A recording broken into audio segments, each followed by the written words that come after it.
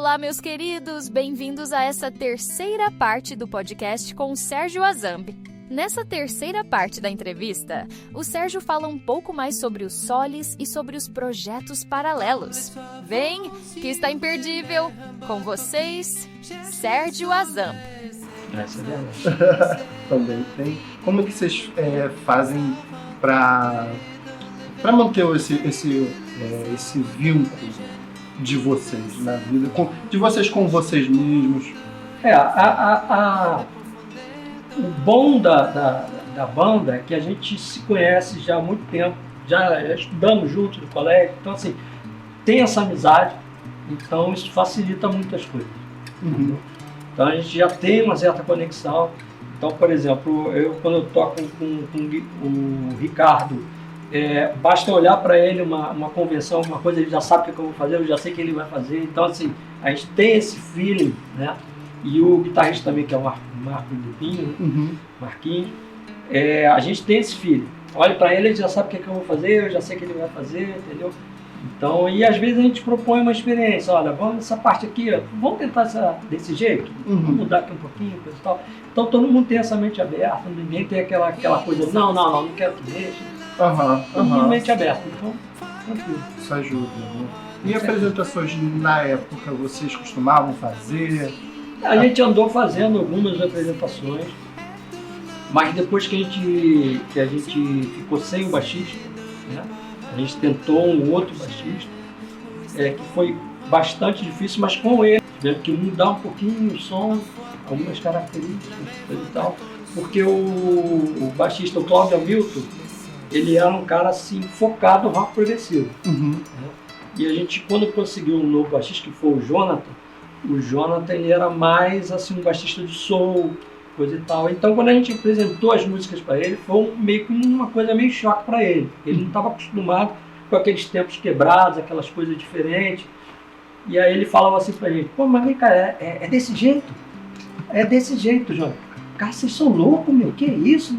O tempo tá quebrado. Não, meu tempo é quebrado, não é isso mesmo, é desse jeito. Mas era engraçado, não é legal, mas assim, foi uma fase que não durou muito, porque depois ele tinha outro trabalho. Ele era um músico profissional, então ele tinha outros trabalhos e ele acabou seguindo esses trabalhos, entendeu? E a gente teve que começar a procurar novamente. E essa procura, até achar um cara bom para a banda, demorou um pouquinho. Entendeu? E essa demora, ela ocasionou um hiato na banda, né? Porque a gente tinha já programado apresentações, várias coisas, né? Mas que acabaram não rolando, né? E aí isso foi atrasando, e aí acabou que surgiram outros projetos, eu fui para outros projetos, coisa e tal, e a gente ficou com a banda um pouco lenta, mas depois de um tempo começou a andar de novo, nós achamos um baixista, botamos o baixista Gabriel, e aí a gente conseguiu dar sequência aí. Começamos a compor. Aí veio a pandemia. Uhum. Aí veio a pandemia, atrapalhou bastante. Teve estúdio que a gente ensaiava, fechou a porta. Sim. Então teve muito isso, né? Então foi uma época complicada, mas agora a gente está tentando retomar. É parecido com o primeiro trabalho do Gemini ou começa a ter uma outra característica? Nesse álbum a gente está tentando colocar alguns elementos diferenciados. Fazer um som não tão quebrado, não tão não tão eclético, uma coisa talvez mais tranquila para as pessoas, mais a gente conseguir atingir mais fãs, mais pessoas, sim. Entendeu? Então a gente está tentando um trabalho desse jeito, mas sempre seguindo a linha de um estilo de rock, que era o estilo rock progressivo que existia na década de 70, que a gente chama de rock setentista. Uhum, sim. Então a gente segue ainda essa linha. Sim. Quando vocês participaram do álbum de Marechal Hermes, Aquilo ali foram uns amigos que convidaram para a gente gravar uma música lá, né? E aí gravamos uma música que é a Flor do Tempo, foi gravada ali em 2001, se não me engano. Bem legal, foi bem legal. Um convite assim diferenciado, a gente participou dessa coletânea, falando vários artistas de vários gêneros, né? Que foi interessante isso, né? Foram vários gêneros dentro do mesmo, uma mesma coletânea. Bem legal. E dentro desse, você falou de outros projetos, né? Porque tem então 99, Gemini, temos essa coletânea de Marechal Hermes.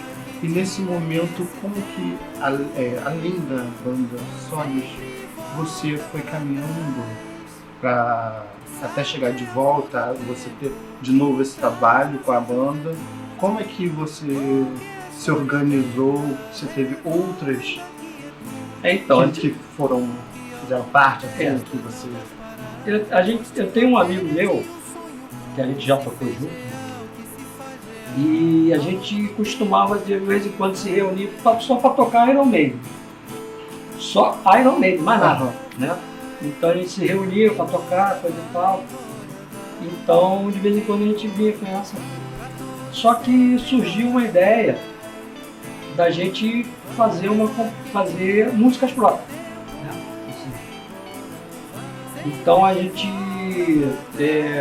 criou uma banda que a gente ia lançar um álbum que era eram músicas que eram voltadas para um tema único, seria um álbum conceitual, que era falando sobre os Cavaleiros Templários e tal. Então ia ser um álbum bem legal, diferente, só com um rock um pouco mais pesado, um estilo completamente diferente lá do Solis.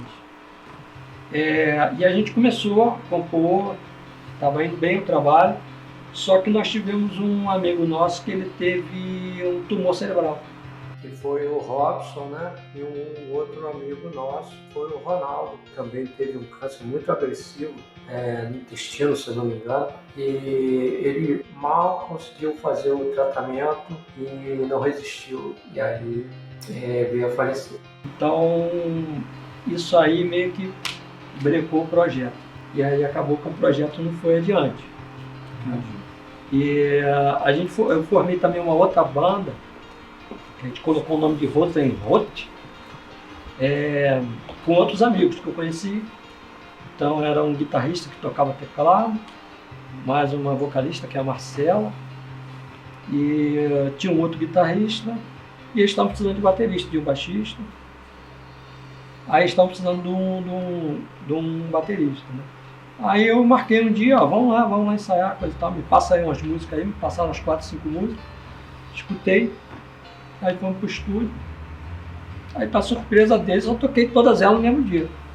Aí eles falaram, cara, muito legal, coisa e tal, não sei o quê, pô, vamos, cara, tu tá dentro, coisa e tal. Aí tá, entrei pra essa banda aí, mas era uma banda de covers, né? Então, Deep Purple, Iron Maiden, Whitesnake, eram várias músicas, né? Então foi bem legal também, entendeu? A gente chegou a fazer uma apresentação, mas depois de um tempo a banda meio que, pessoal, por causa de situação de trabalho, né? Então um guitarrista, por exemplo, ele conseguiu passar num concurso e aí ele foi fazer um curso na China. Então ele saiu fora, né? Não tem nem o que falar. Vamos embora. E ele era um dos pontos centrais ali da banda. Ele é um cara que tocava, cantava e tocava teclado também, entendeu? Aí a gente tentou continuar sem ele, ficamos um tempo, mas depois o pessoal foi desanimando, aí cada um com o seu trabalho. Aí foi que a banda também acabou, entendeu? Não seguiu adiante. E é basicamente isso. E aí, gostou? Eu sou suspeita para falar porque eu adorei. Não esquece o like, comenta, compartilha e se inscreve no canal. Beijos!